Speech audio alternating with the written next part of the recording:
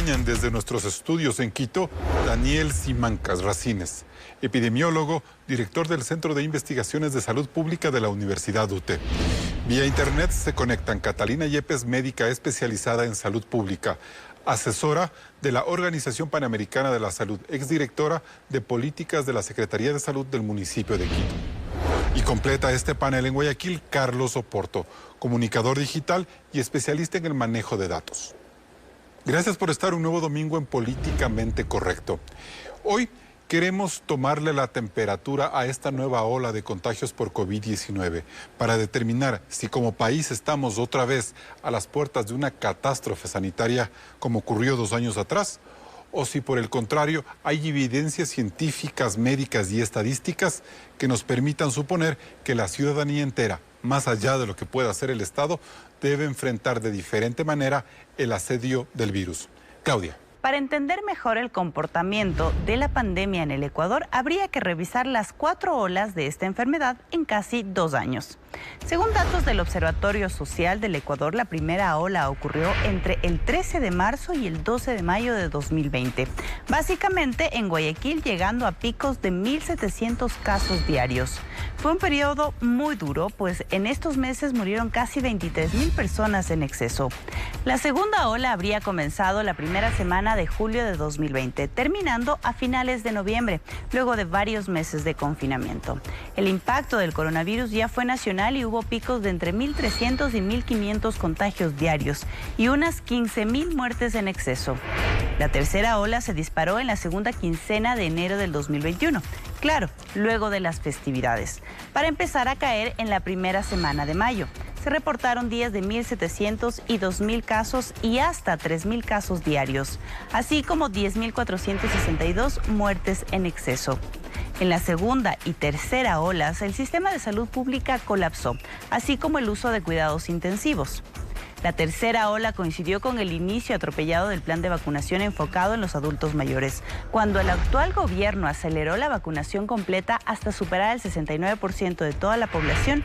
La caída de los picos de la enfermedad fue notoria, pero desde mediados de diciembre pasado hay un rebrote de casos que bordean los 2.000 contagios diarios, aunque con muchas menos muertes y todavía sin el colapso del sistema de salud. Este momento hay alarma en la gente porque ve cómo la variante Omicron, sumamente contagiosa, se vuelve predominante.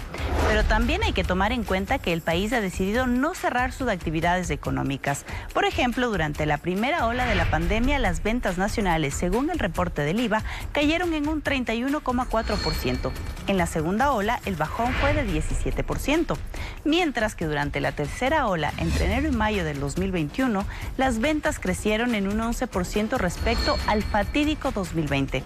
Por lo que en este momento cabe reflexionar si la pandemia por COVID-19 será más agresiva en las próximas semanas, tomando en cuenta que la vacunación hoy es del 80%, así como la apertura casi total de la economía. Carlos, comienzas el debate. Gracias, Claudia, por esos reportes interesantes, sin duda. Doctor Daniel Simancas, muy buenos días. ¿Cómo hay que tomarle la temperatura a Omicron? ¿Como un resfriado común porque no produce demasiados síntomas o como una variante peligrosa del COVID?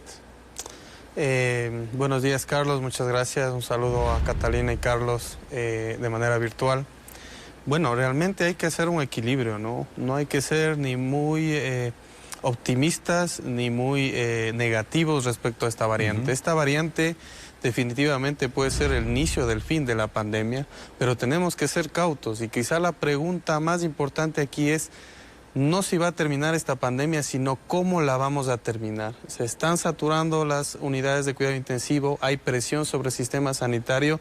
No es momento de relajarnos, no es momento de decir que una variante es más leve que Delta, pero quizá no sea más leve que sus predecesores. Ahora, doctor, pero ¿cómo, cuando usted dice tenemos que preguntarnos cómo va a terminar la pandemia, eso depende del comportamiento del virus o del comportamiento de la gente, doctor? De los dos factores, del comportamiento de la gente, porque somos nosotros los que nos movilizamos y así transmitimos el virus, y también depende de una capacidad intrínseca del virus. Hasta ahora hay estudios que demuestran que esta variante podría afectar menos al ser humano, es decir, más leve, pero comparada con Delta, si la comparamos con las variantes anteriores... Con la de Wuhan, por ejemplo. Con la de Wuhan, esta es más agresiva, pero se encuentra con una población más inmunizada, que es diferente. Es el ejemplo de una persona que entra a un centro comercial y dispara a todo el mundo y encuentra sin chalecos a nadie. Esa es la variante de Wuhan. Porque, claro, acordémonos que de Wuhan la gente se moría, se desplomaba en las calles y eso era terrorífico y le pasó a Guayaquil. Ahora mucha gente hasta se mofa de Omicron. Exactamente, porque estamos vacunados, está inmunizada y también hay una infección muy grande en el país, ¿no? Probablemente la mitad del país ya se contagió de COVID, tiene inmunidad natural, tiene células, tiene vacunas, entonces Omicron parece una variante más débil, pero en realidad la capacidad intrínseca hay una diferencia muy sutil con las variantes antecesoras. O sea, yo diría, estamos vacunados, hay una suerte de inmunización de rebaño en el Ecuador y en muchas partes del mundo, y también aprendimos a convivir con el virus. Eso hizo que a lo mejor el nivel de letalidad sea menor. Eso hizo que estemos mejor ahora, mucho mejor que antes, y que el exceso de muerte lo refleje. En los últimos 3 meses del año anterior tenemos más de 6.000 muertos. Ahora llevamos lamentablemente algo más de 2.000 muertos, que también es dramático. Pero es menor. Yo tengo unas cifras ahí que en el próximo bloque le vamos a confirmar, doctor. Catalina Yepes, doctora, muy buenos días. ¿Y Omicron puede llevarnos a saturar otra vez los hospitales y sobre todo las unidades de cuidados intensivos? ¿Qué es lo que está pasando? Y bueno, definitivamente, lo ha dicho Daniel hace un momento, esta variante resulta ser menos severa que las variantes anteriores, sobre todo que Delta. Sin embargo, de aquello no significa que pueda ser más leve y no llegar a producir hospitalizaciones. ¿Qué es lo que sucede? Lo acaba de decir la OMS hace pocas horas atrás. La cantidad de casos que ha existido en una semana en el mundo bordea los 15 millones de casos en 7 días, pero notificados la semana anterior. Esto lo que nos evidencia es la velocidad de transmisión que tiene esta variante. ¿Cuál es el problema de tener una variante que sea muy contagiosa, que tenga una velocidad inmensa a la hora de transmitirse? Es que también va a llevar a personas que tienen cuadros de vulnerabilidad, que por la edad, que por cuadros, por morbilidad subyacente, porque no han completado las dosis de la vacuna o porque ni siquiera se han colocado una dosis. Este grupo de personas va a requerir hospitalización y probablemente un porcentaje de estas personas va a requerir también cuidados intensivos. Doctora. Entonces, esta es una variante que ahora mismo está generando una curva muy alta, que no estamos evidenciando la misma curva, o se está viendo la diferencia entre la curva de casos y la curva de muertes y de hospitalización, lo cual es bueno en medio de toda este crecimiento exponencial de casos. Sin embargo, esto no significa que no vayan a morir personas, que no se vayan a enfermar gravemente otras personas, y siempre decimos que cada vida cuenta. Entonces hay que tomarlo con pinzas Omicron, hay que mantenerse con cautela, no entrar en pánico, pero tampoco pensar que es Omicron, me saco la mascarilla, me contagio y ya quedo inmune para el resto de las potenciales variantes. Claro. Doctora, ya hay una pregunta. Nosotros decimos o estamos preocupados por cómo avanza el sistema de salud público porque, claro, hay que tomar en cuenta y hay que decirle a la ciudadanía que luego de la vacunación y de estas olas tan graves que tuvimos, los hospitales redujeron su atención a COVID, se abrieron a otros departamentos y ahora estamos atendiendo COVID con un menor número de camas. Entonces, cabe ponderar ahí un real nivel de saturación. Conforme fue estabilizándose la pandemia durante algunos meses, tal como lo evidenció Claudia al inicio en la presentación, definitivamente se dio la oportunidad de abrir otros espacios para aquellas patologías no COVID, porque no es que con COVID todo lo demás se puso en pausa, siguió, y ese seguir de las demás patologías contribuyó también a ese exceso de mortalidad que hemos visto desde el inicio de la pandemia. Ahora están nuevamente empezando a abrirse espacios para COVID-19. ¿Qué significa eso? Que en la medida que abrimos más espacios para COVID, en la medida que nuevamente abocamos todos los esfuerzos a COVID-19, va en desmedro de las otras enfermedades, va en desmedro de estas listas de espera por cirugía, por trasplantes, por atenciones especializadas. Y todo esto, aunque no sea una letalidad, es decir, una muerte específicamente asociada a COVID-19, sí puede estar relacionada en el contexto de la pandemia. Y bien, eso no es otra cosa que el colapso sanitario. El colapso sanitario no es que todas las camas asignadas a COVID-19 están ocupadas, porque fuera sencillo abrir muchas más camas y no pasa nada. El colapso sanitario es que se ejerce tanta presión que al final del día, tanto la atención primaria como la hospitalización, nos vemos abocados a una atención exclusiva a pacientes COVID-19 y nuevamente se dejan de lado muchos otros temas. Antes de irme con Carlos Oporto, quiero hacer una pregunta, porque no me quiero olvidar de este tema, Daniel. Cuando hacíamos la cita para la entrevista, usted me decía que Omicron es más contagiosa que el sarampión. Sí, la verdad que está demostrando ser uno de los virus más contagiosos de la historia. De la humanidad. Entonces, de la humanidad. Estamos enfrentando a un virus de magnitud muy impresionante. Para ponerte un ejemplo, hay un cálculo que se hizo pues, a través de una investigación. El sarampión contagia a 15 personas en 12 días. Entonces, ese es el virus más contagioso. El sarampión de toda la historia. El sarampión. Ya, okay. Recordarán que la abuelita nos decía, si le quedas viendo ya te contagiaste. Ajá. Es el virus más contagioso. Este Omicron contagia, suponiendo que contagiara a 6, que ya hay datos que es más, 10, pero si contagiara solamente a 6, los contagia en 4 días tan solo. Increíble. En 12 días tendríamos 216 contagiados por cada persona que se infecta. Y obviamente a veces no lo sabe. Los 2 o 3 primeros días del contagio no lo sabe y expande el virus. Así que estamos ante el virus más contagioso probablemente de la historia de la humanidad. Y quizás, Carlos Oporto, el virus más volátil, en el sentido de que en Sudáfrica, donde surgió la variante de Omicron, se reportó un descenso abrupto de casos. Y desde la data que usted maneja, ¿cuándo tendremos, no sé, cómo entender esos 33 días en que Sudáfrica cayó de golpe en los contagios? Sí, Sudáfrica, bueno, ha tenido esas dinámicas con las olas anteriores. Las 4 olas que ha tenido, pues ha sido una subida y una bajada casi inmediato, ¿no? Por eso a veces comparar países no necesariamente significa que eso vaya a pasar en todos los países, ¿no? Pero con esta velocidad de contagio, pues lo más probable es que en varios países ocurra lo mismo. Si bien a veces comparar países, el comportamiento de cada país será un poco diferente, y vemos que en otros países está comenzando a descender. En el momento en España vemos ya un poco un descenso, no parece tan dramático como el descenso que se ve en Sudáfrica, pero en Sudáfrica vemos que en este momento pues está el pico, ya han pasado casi 3 semanas desde que comenzaron a descender los casos, pero en este momento es el pico de hospitalizaciones y de fallecidos. Eso quiere decir que más o menos cuando veamos nosotros en Ecuador el pico de casos y esa positividad cuando ya comienza a bajar, veremos 3 semanas después pues seguir un aumento de hospitalizaciones y fallecidos. Justamente de eso quería hablar. ¿Cuándo creemos o cuándo cree usted de la data que usted ha seguido que Ecuador tendrá el pico más alto de Omicron? ¿Cuándo empezaría a caer? Y si posterior a esa caída podremos establecer bien cuánto resistió la gente al virus. Sí, es un poco difícil determinarlo, no podemos determinarlo con exactitud. Esperaríamos que en unas 2 semanas lleguemos ya a este pico y ya para lo que es las finales de enero, principios de febrero, pues ya es descenso, ¿no? De todo lo que es casos. Probablemente debido a que no se hacen tantas pruebas, no lo reflejemos tanto en el número de casos, pero la positividad que está en el 53% es extremadamente alto. O sea, por cada 2 casos uno sale positivo, así es.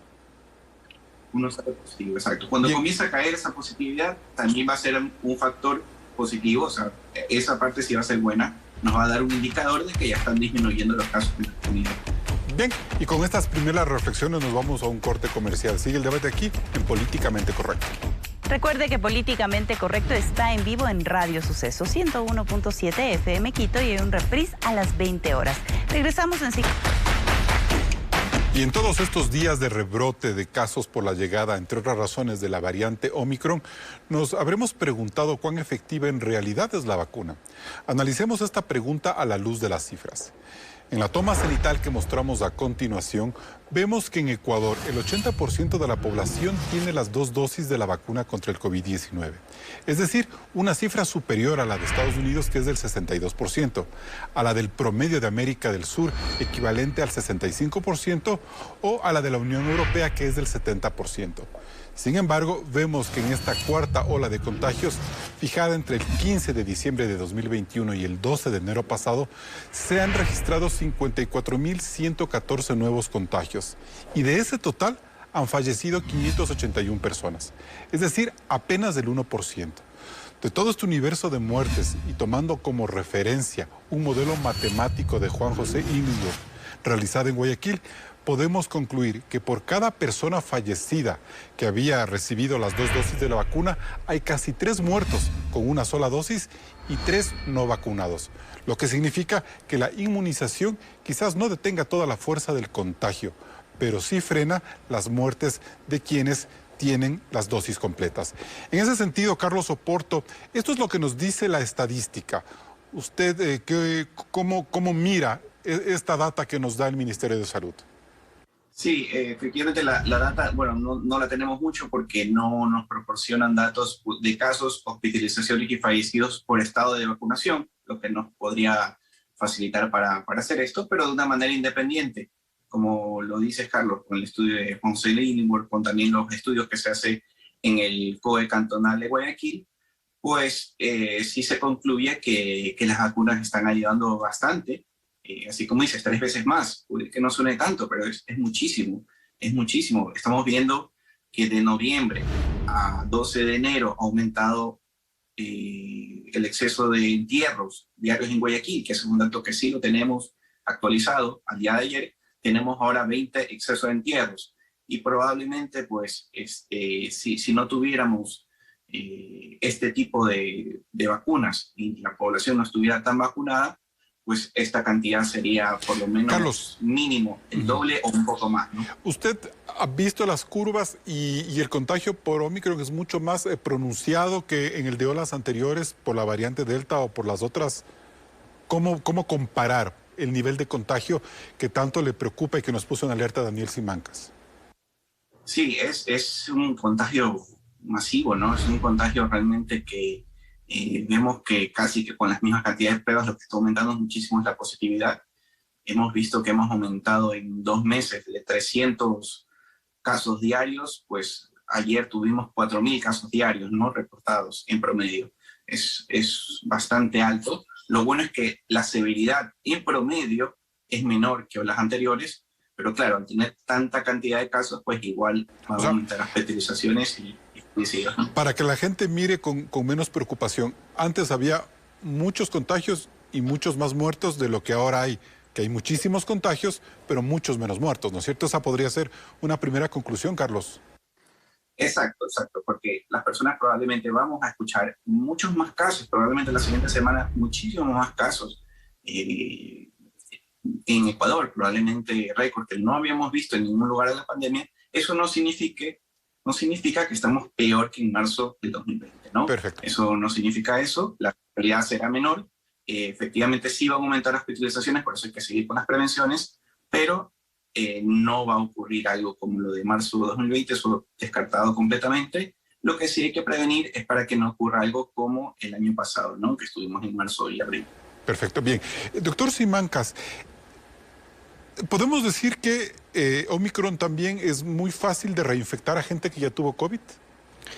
Bueno, hay poca información por lo reciente de esta variante, pero la información, especialmente proveniente del Instituto Carlos III de España, nos sugiere que es más probable las reinfecciones con Omicron, por un sentido que solamente la infección natural protege en el 19% frente a Omicron. Es decir, cuando usted se infectaba tenía una inmunidad natural que le protegía. Ahora esa inmunidad natural, Omicron la esquiva. Si usted se infectó con las variantes anteriores, contra Omicron va a reinfectarse porque su inmunidad natural no lo protege contra Omicron. Con esa reflexión que usted dice, va a decir entonces, ¿de qué me sirvió enfermarme antes o de qué me sirvió vacunarme si Omicron está esquivando todo eso? ¿De qué le sirvió infectarse? De nada. ¿Ya? ¿De qué le sirvió vacunarse? De mucho, porque lo que medimos no solamente son los anticuerpos, sino las células de defensa, que no las medimos, lo miden laboratorios especializados, pero tenemos células que ventajosamente están actuando cuando el virus entra y no deja que este virus pues se acumule en los pulmones y pueda proliferar y causar neumonía y muerte. El gobierno está empezando ya una aplicación de la tercera dosis, otros países van en la tercera, incluso en la cuarta. ¿Eso qué significa? ¿Que hay que estar más protegidos para Omicron o que los anticuerpos que produjo toda esta jornada de vacunación del año pasado y de que fue muy intensa, tiene poca pocos meses efectivos? Lo que se ha visto es un sentido de precaución. Los estudios manifiestan que los anticuerpos van bajando progresivamente y que el organismo... ¿Con cualquier vacuna, doctor? Con cualquier vacuna. Ya, y que el organismo claro. necesita un refuerzo para recordarle quién es el intruso, quién es el virus que está atacando. Le damos un recordatorio y el organismo activa inmediatamente sus anticuerpos neutralizantes para contrarrestar a Omicron, llegando a porcentajes por encima del 80 y 90%. Ojo, aquí hay un dato importante.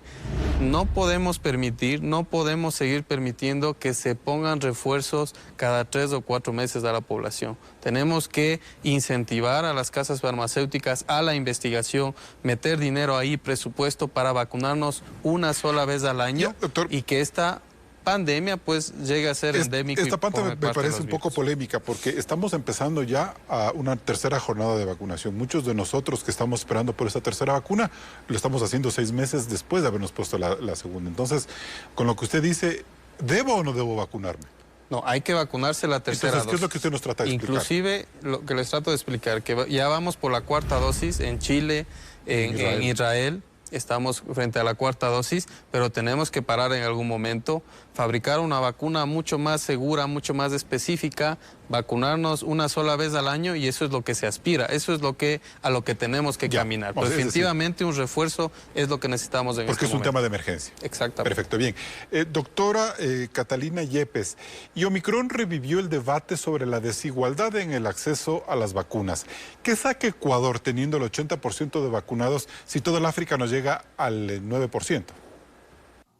Bueno, definitivamente, como usted lo menciona, algo que ha evidenciado esta pandemia es la inequidad en el acceso a la vacunación en todos los países del mundo que tienen menos recursos. Por eso vemos países en Sudáfrica, en la región de las Américas, por ejemplo Haití, que tienen solamente un dígito de cobertura.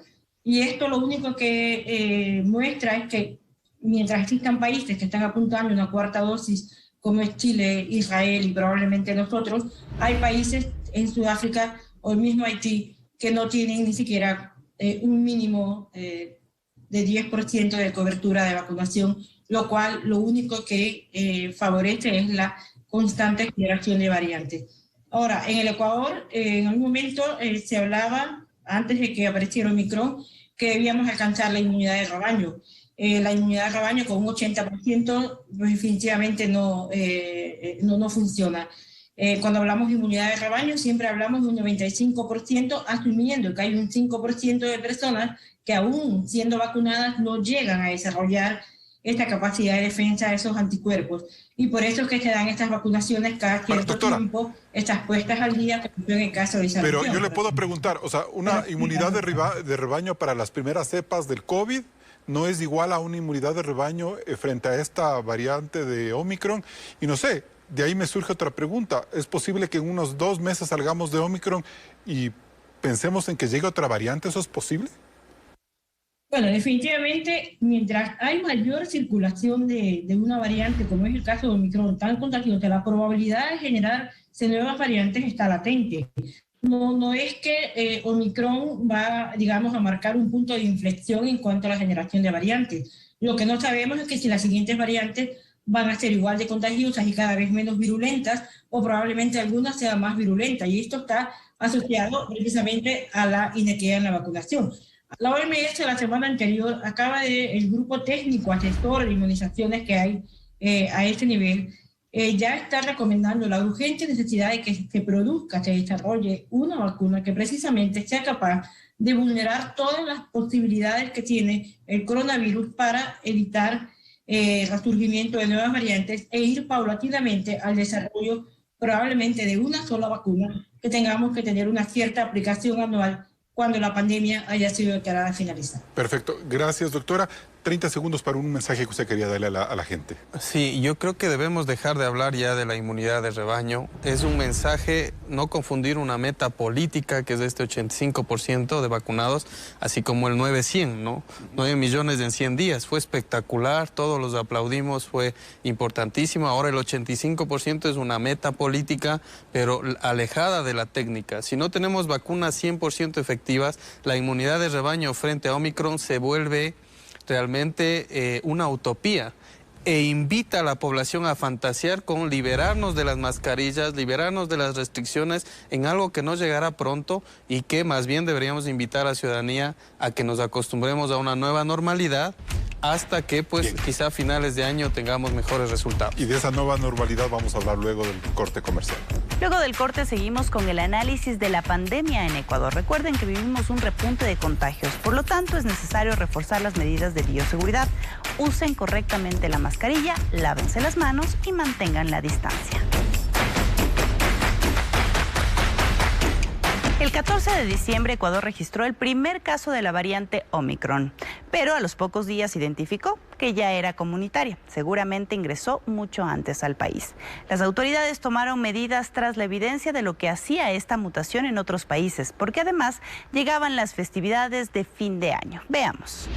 Las primeras acciones fueron destinadas a evitar las aglomeraciones al prohibir la quema de años viejos de eventos públicos y privados. Reducción de aforos en mercados, ferias, supermercados, centros comerciales, museos, entidades financieras y entidades gubernamentales, incluso las playas al 75%. Restaurantes, patios de comida, templos religiosos, cines y teatros al 50%. Sin embargo, la indisciplina ciudadana fue evidente. La tónica fue fiestas, reuniones, aglomeraciones, etc.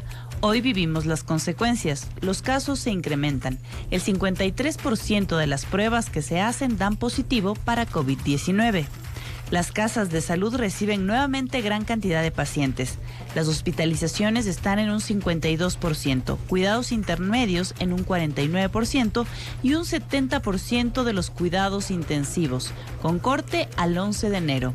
Si bien aún no colapsa el sistema de salud, epidemiológicamente existe la certeza de que la ola de contagio seguirá hacia arriba y se tendrán 2 semanas duras, en las cuales los no vacunados pueden correr riesgo de no acceder a atención médica, pese a que tenemos un nivel alto de vacunación y se avanza rápidamente con las dosis de refuerzo. Esta semana que estamos pasando y la próxima van a ser muy críticos.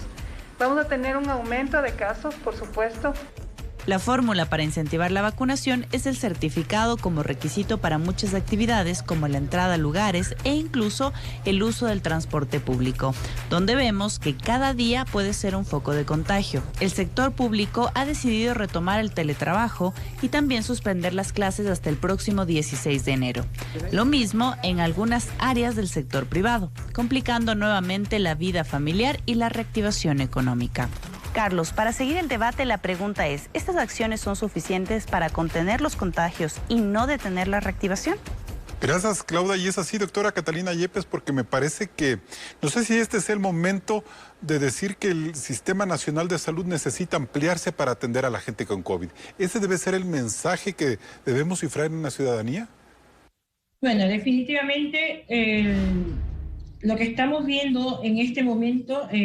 de acuerdo a lo que mencionaba Claudia, este boom de contagios responde a una flexibilización inadecuada de las medidas y creo que en medio de una ola o de la amenaza de una ola, conociendo la variante que llegaba y que además estaba en otros países, tomar estas medidas no fueron lo suficientemente, digamos, asertivas.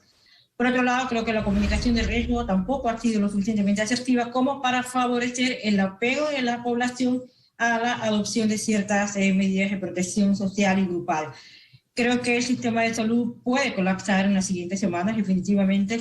Ya lo mencioné anteriormente, no es necesario que muera mucha gente, no es necesario que sea una variante que produzca un cuadro menos severo. Es que el hecho de que el sistema de salud, que está conformado por profesionales de salud, y no sanitarios, que está cansado, que lleva 2 años de pandemia, que cada vez son menos, que tenga que enfrentar a una gran demanda de personas que acuden por síntomas respiratorios que pueden ser COVID y también personas que se están quedando sin atención porque no pueden acceder. Y eso es colapso del sistema sanitario. Es que a mí me parece, doctora, a mí me parece que el mensaje, claro, en ese sentido el mensaje es muy peligroso, porque es suponer que tenemos un lugar infinito de camas, el sistema hospitalario del país, y de unidades de cuidados intensivos para atender a todo el mundo.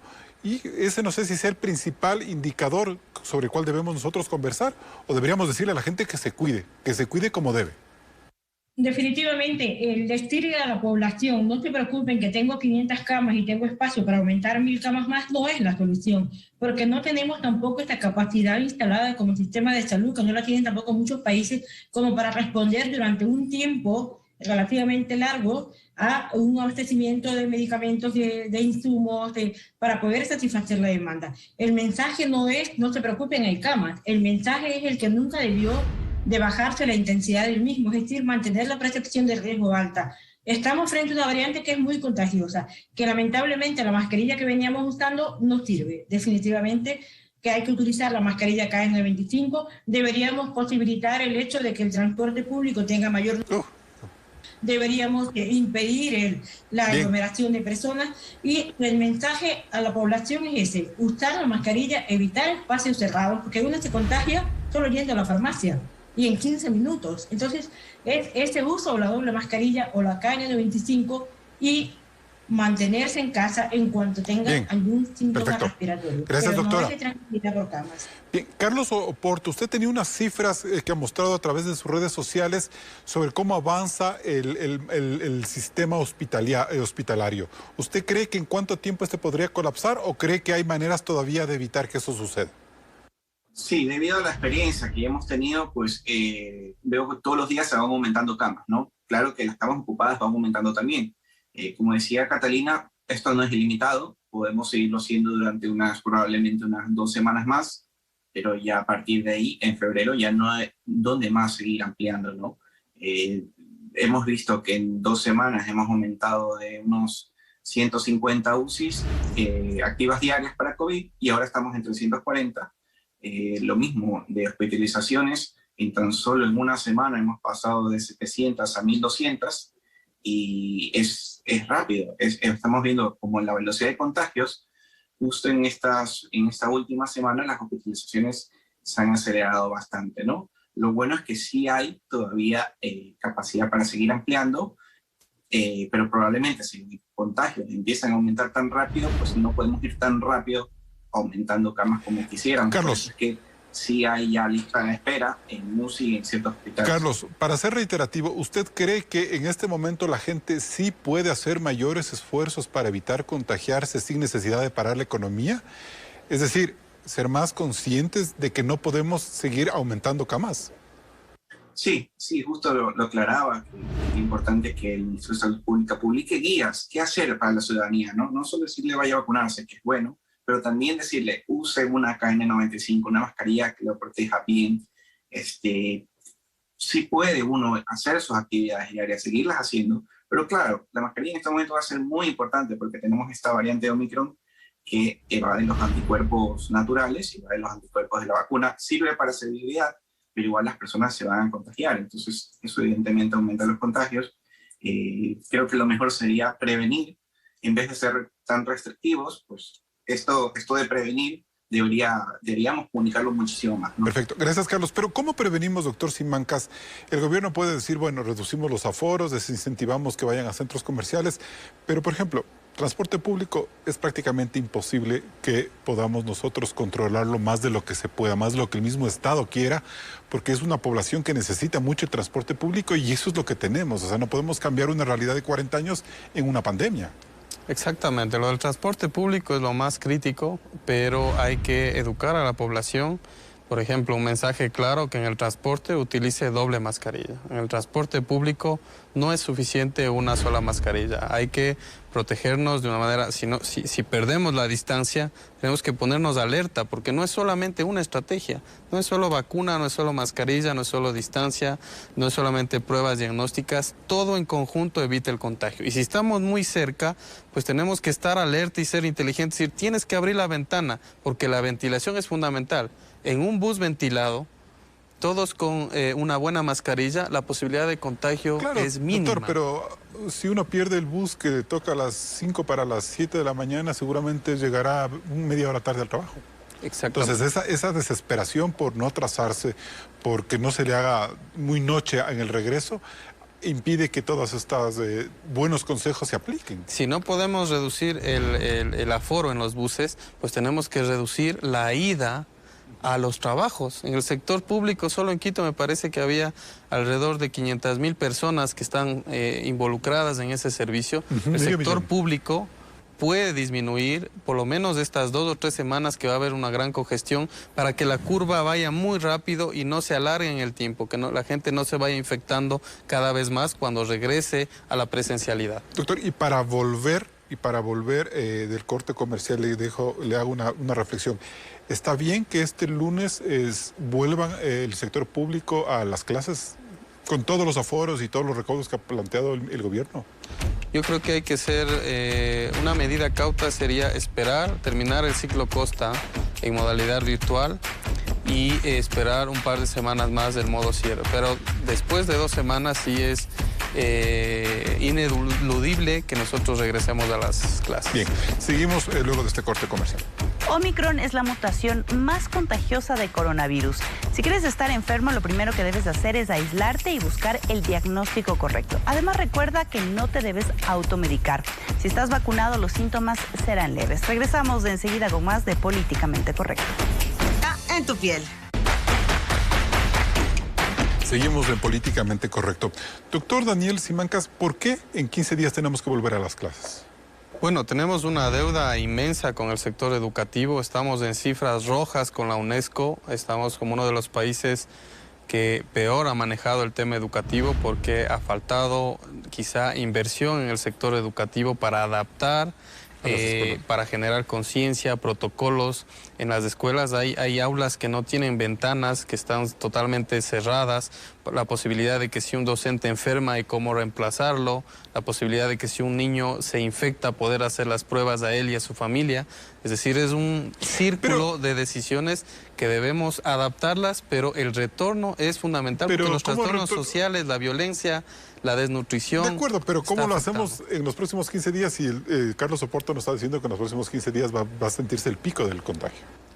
Bueno, tenemos que regresar de una manera paulatina, ir adaptándonos, pero realmente es indispensable que regresemos. Los temas de violencia familiar, de nutrición infantil, realmente que se habla de cortes perdidas en el tema educativo, hay que reiniciar inmediatamente las actividades, obviamente viendo la condición epidemiológica, que es lo que se sugería y que no se hizo, ¿no? Todos a teleeducación los 10 primeros días de enero, para evitar estos contagios que se están dando. No se hizo. En el sector público, porque en otros sí tomaron esa decisión. El sector privado les dieron, me parece, la posibilidad. Ya, doctora Catalina Yepes, y en ese sentido, ¿cómo nosotros podemos entender la necesidad de que los niños retornen lo más pronto posible a sus clases, pero evitando que ellos se enfermen y que lleven el contagio a los papás y que los papás por ese aislamiento tampoco puedan ir a sus oficinas? Entonces vuelve otra vez un círculo vicioso que complica nuevamente la convivencia y el manejo del país en economía. En contexto de Omicron, este escenario es mucho más complejo que quizás con las variantes anteriores. ¿Qué es lo que habíamos visto? Toda la evidencia científica lo dice así, que el contagio de escuelas entre compañeritos de escuela y de colegio realmente son muy poquitos en relación con los contagios que hay en adultos. Es decir, las escuelas, cuando reúnen las condiciones necesarias de ventilación, de distanciamiento físico, uso de mascarilla y demás, definitivamente son un espacio seguro. ¿Qué pasa con Omicron? Pasa que al ser una variante muy contagiosa, nos estamos contagiando todos. Eso quiere decir que hay los cuidadores, los papás, las mamás, quienes se encargan de los niños, probablemente con las tareas en casa, de llevarlos y traerlos, aquellos que lo llevan en sus vehículos particulares, no van a estar disponibles para esa atención adecuada a los niños en el ida y traer de clase. Lo otro es que también existe el riesgo para los niños de ser contagiados desde los adultos.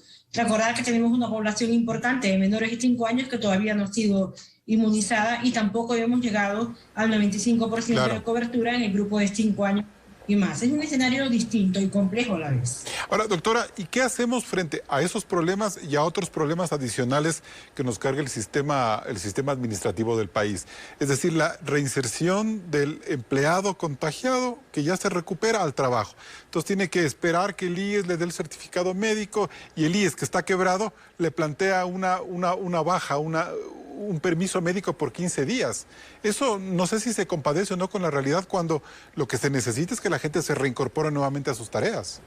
Bueno, definitivamente hay que establecer un protocolo de reinserción laboral, por ejemplo, favoreciendo primero que el certificado de la validación que pide la Seguridad Social se la pueda hacer a través de una aplicación del teléfono celular, por ejemplo, que no se exija que la persona tenga que ir cuando el descanso es por 3 días y sabemos que con variante Omicron al menos 5 a 7 días debe permanecer completamente aislado en caso de ser vacunado asintomático, por ejemplo. Entonces, tener que después del 3er día ir a la Seguridad Social para que le validen y para que este descanso se lo puedan aumentar o le den el alta para que pueda asistir al trabajo, implica una doble exposición, implica un desgaste absolutamente innecesario y además resulta ser por demás ineficiente. Aquí lo fundamental es buscar mecanismos ideales con los cuales un certificado médico sirva, que los médicos ocupacionales en las empresas e instituciones trabajen a full para que vayan con conocimientos básicos de epidemiología, identificando esos pequeños clústeres y brotes y vayan liberando a las personas para que puedan reinsertarse y no ser un riesgo para los demás. Bien. Y en caso de los niños, pues va a depender también del estado de salud de los padres, pero tampoco vamos a pedir una prueba de antígenos a los niños para regresar a clases porque no tiene ningún sentido científico tampoco. Sí, sobre todo el costo que eso implica.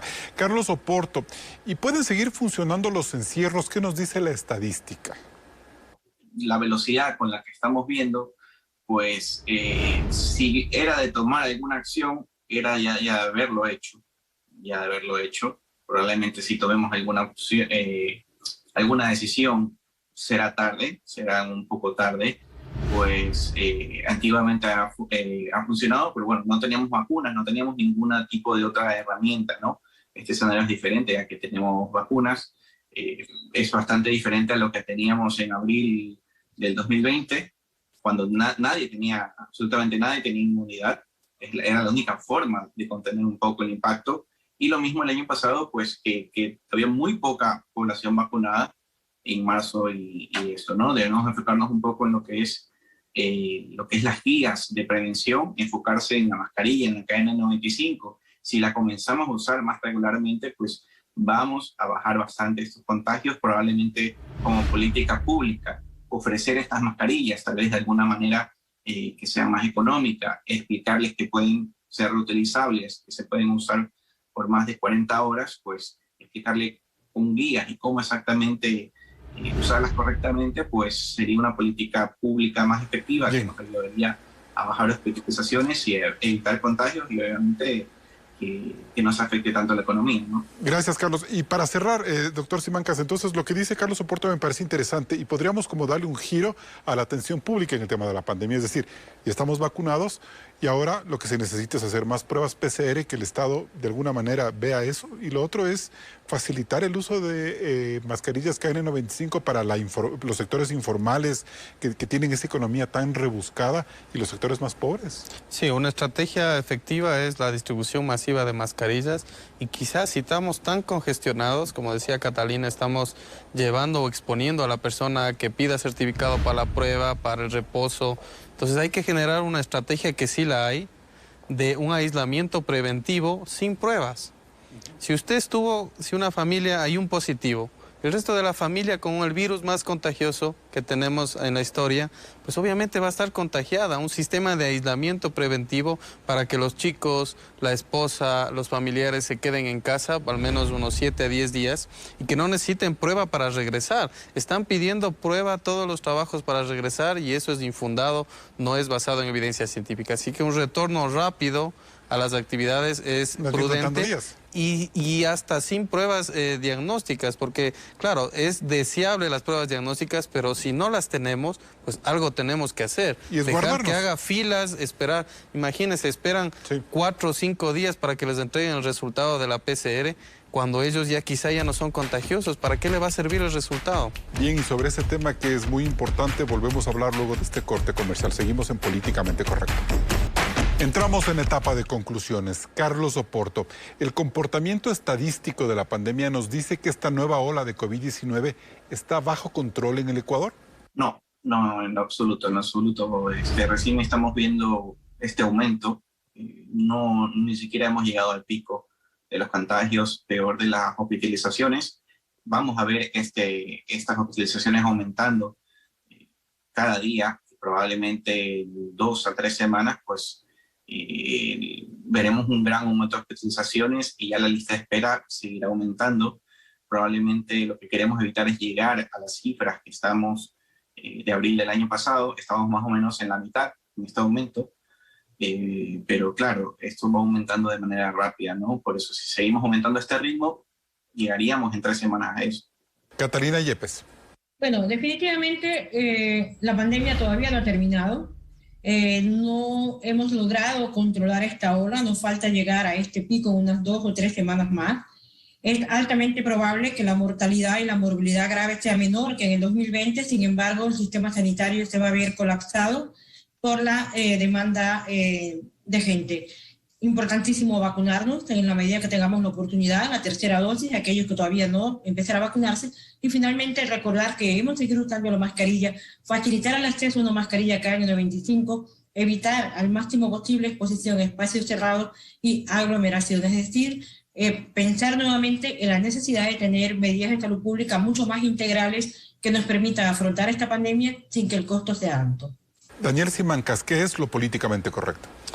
Bueno, lo políticamente correcto, un mensaje a las familias, a ser mucho más responsables, a ser inteligentes cuando salen de casa, a utilizar la mascarilla. Vacunación, vacunación y vacunación es un mensaje fuerte, potente a la población, a las autoridades, pues, que pongan más ciencia y conciencia realmente en la política y menos política en las decisiones. Entramos probablemente en el inicio del fin de esta pandemia. Todos queremos fantasear con regresar a una nueva normalidad, el retorno a realmente la recuperación económica y pues el regreso al abrazo con nuestros seres queridos. Un mensaje solidario a mis colegas profesionales de la salud que están al frente, realmente son los héroes de esta pandemia, sufren sus familias todos los días del embiste de poder contagiarse con este virus, así que un mensaje solidario a ellos que son realmente los que han estado al frente de esta pandemia.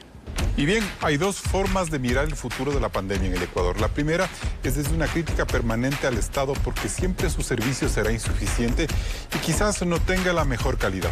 Entonces cabe reclamarle porque no se hacen las pruebas suficientes y necesarias, porque las casas de salud colapsan en pocos días o porque no funcionan los controles para evitar las aglomeraciones o el desorden en las calles. Sin embargo, ese es el Estado que tenemos y al que financieramente no le podemos asfixiar más destinando tantos recursos públicos para enfrentar una sola enfermedad.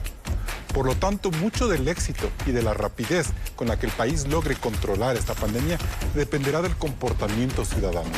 Nuestra responsabilidad es cuidarnos para no tener que sacrificar la asistencia a nuestros puestos de trabajo y para procurar que el sistema educativo se normalice lo más pronto posible. Las vacunas nos han dado el mejor alivio posible, pero hay desafíos enormes por superar. Y uno de ellos, por ejemplo, es asumir que nuestro transporte público es deficitario e inseguro cuando se trata de garantizarnos un estándar mínimo de salud. Nos vemos el próximo programa. Cerramos este debate de políticamente correcto con un dato importante. Recuerden que pueden acudir a los centros de vacunación para recibir la dosis de refuerzo. Si estuvieron contagiados de COVID-19 recientemente, deben esperar al menos 15 días. Nosotros nos volvemos a encontrar el próximo domingo aquí por la señal de Ecuavisa.